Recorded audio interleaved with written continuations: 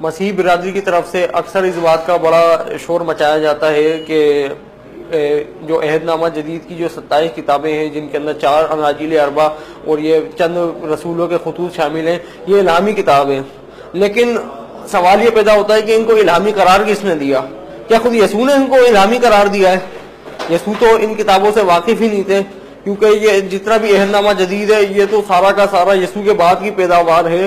بلکہ آج تک عیسائی علماء کرام جو ہیں وہ تو صرف یہ ظن و تخمین کے گھوڑے ہی دوڑاتے رہتے ہیں کہ فلاں اناجیل اس سن میں لکھی گئی، ہو سکتا ہے یہ اس سن میں لکھی گئی ہو سکتا ہے اس سن میں لکھی گئی ہو، لیکن آج تک حتمی طور پہ کوئی رائے قائم نہیں کی جا سکتی اس بارے میں. اور دوسری بات یہ کہ اس کو جو درجہ استناد دیا گیا ان اناجیل کو، اس کے اوپر بھی جو ہے کوئی کلیسیا متفق نہیں ہو سکی. کچھ کلیسیا نے اس کو قبول کر لیا، کچھ کلیسیاؤں نے اس کو رد کر دیا.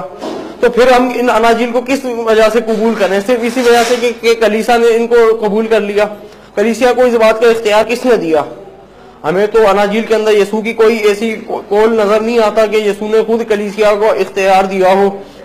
اور پھر دوسری بات ہے کہ اگر یسوع نے کلیسیا کا وعدہ بھی کیا تھا تو وہ مقدس فطرت سے کیا تھا، جبکہ یسوع کے بعد جو کلیسیا کے سربراہ بنتے ہیں وہ مقدس یعقوب بنتے ہیں. تو یسوع کی تو کلیسیا کا وعدہ ہی پورا نہیں ہو سکا، تو پھر ایسی صورت میں پھر کلیسیائی اختیار کو ہم کس طریقے سے تسلیم کر لیں کہ جو کلیسیا نے اگر عہد نامہ جدید کو الہامی قرار دے دیا تو یہ الہامی بن گیا. اور پھر عبرانیوں کا خط ہے، اس میں سب سے زیادہ متنازع حیثیت تو اس خط کی رہی ہے. اور یہ خط تو وہ خط ہے جس کے اوپر عیسائی کہانت ہے، کہانت کی پوری عمارت اس خط کے اوپر قائم ہے، اور آج تک اس خط کے مصنف کا ہی نہیں پتہ چل سکا. اسی طریقے سے جو ہے یوحنا کی انجیل ہے، جس کے بارے میں آج تک پتہ ہی نہیں چل سکا کہ کس یوحنا نے لکھی ہے.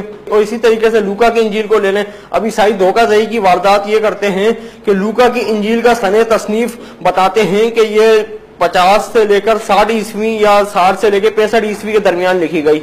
اعمال کی کتاب کے بارے میں عیسائی یہ دعویٰ کرتے ہیں کہ اعمال کی کتاب جو لکھی گئی ہے وہ لکھی گئی ہے 50 سے لے کے 60 عیسوی کے درمیان، جبکہ لوکا کی انجیل کے بارے میں یہ دعویٰ کیا جاتا ہے کہ لوکا کی انجیل 70 سے 80 عیسوی کے درمیان لکھی گئی.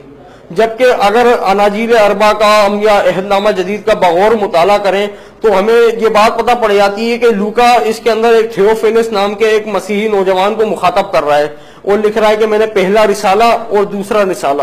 تو اس کا پہلا رسالہ تو لوکا کی انجیل ہے، اور دوسرا رسالہ جس کے بارے میں وہ کہہ رہا ہے وہ اعمال کی کتاب ہے. اگر لوکا کی انجیل کا سن تصنیف مسیحی برادری کے دعوے کے مطابق 70 سے 80 عیسوی یا 80 سے 90 عیسوی کا زمانہ ہے، تو اعمال کی کتاب کا سن تصنیف کس طریقے سے 60 عیسوی ہو سکتا ہے؟ یہ تو یقیناً پھر 70 سے 80، بلکہ یہ تو پہلی صدی کے آخر میں لکھا گیا. تو ایسی صورت میں جب اتنی متضاد بیانیاں خود اس کی تاریخی حیثیت کے بارے میں ہو تو پھر اس کو الہامی کس طریقے سے قبول کر لیا جائے؟ کیا کوئی مسیحی عالم اس بات کا جواب دے گا؟